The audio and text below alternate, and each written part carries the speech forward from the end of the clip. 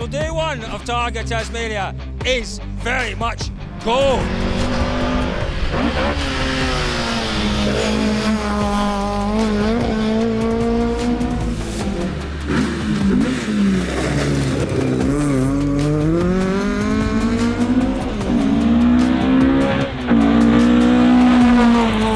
Defending classic champions Copeland and Herbert blasted through the stage, but they couldn't best Prieston and Braithwaite in their Fiat.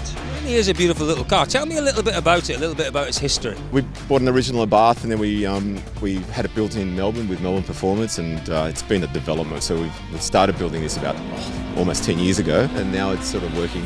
It's so much fun. You know, I consider myself so lucky every day when I get to jump into it. So I love every second of it.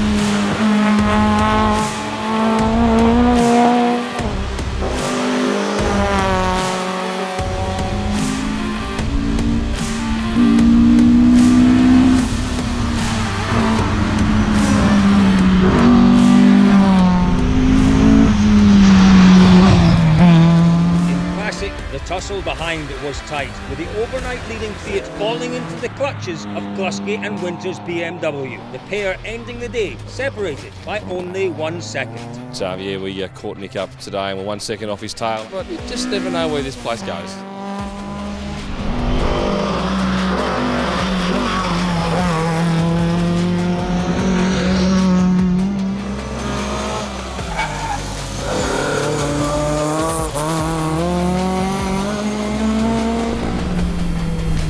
Left long here, stay in. Into 4 right to get your cut.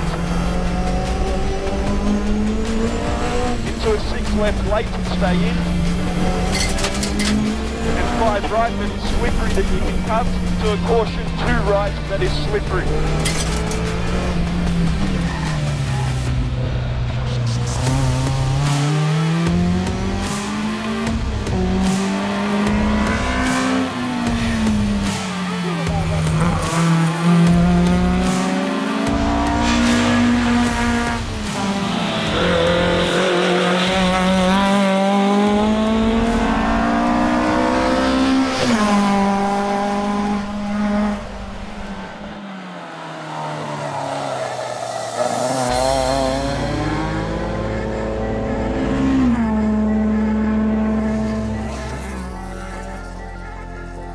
Classic saw yet more drama. Copeland defied the wet weather before the car let him down on Rihanna.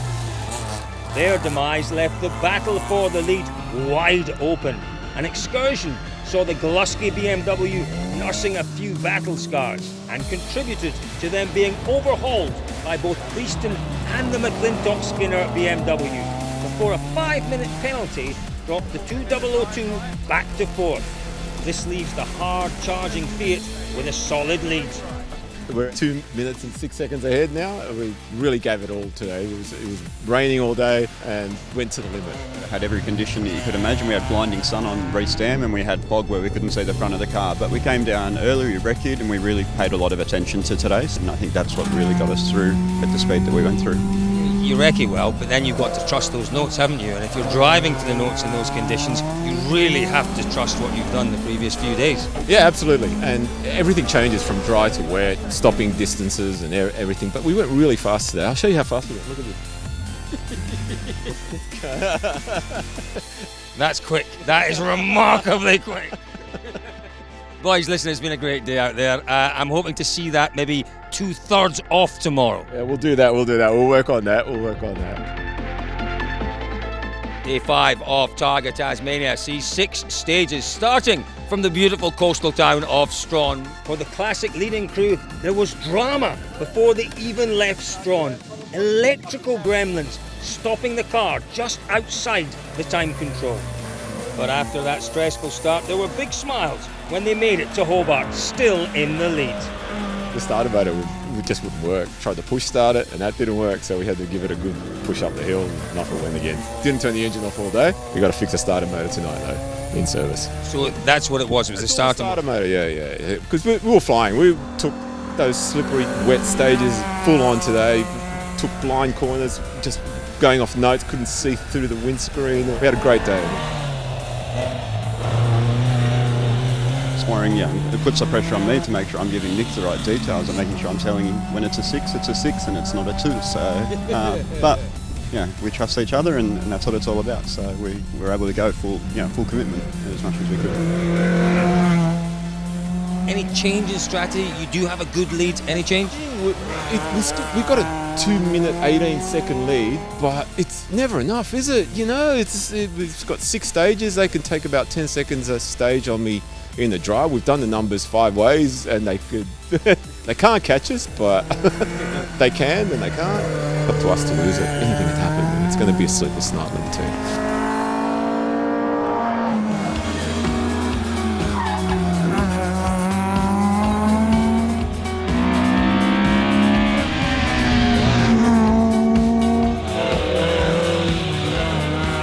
Category was close all week. The Ulrichs held on to third in their Studebaker. The Lusky and Winter pushed hard on the final day, but the wet weather meant they posed little threat to the leading Fiat. Prieston and Braithwaite overjoyed to climb on to the podium's top step. We've been after this for years now. We had trust in each other. I trusted him, we trusted the notes, we trusted the car, we trusted my mechanic. So it was based on trust. It's a well-deserved victory. Oh, it is, It's been 10 years in the making, but, the mechanics who are standing behind us here, these are the guys that kept us on the road. But I've never had a more stressful day in rally than I've had today. Well, there we go. Once again, the biggest smile in rallying, Nick. Well done. Thank you. Wow, what a week we have had here in Tasmania. Targa Tasmania has once again lived up to its reputation as the greatest tarmac rally. The greatest roads, the greatest cars, the greatest champions. Thank you for joining us for this year's coverage of Targa Tasmania.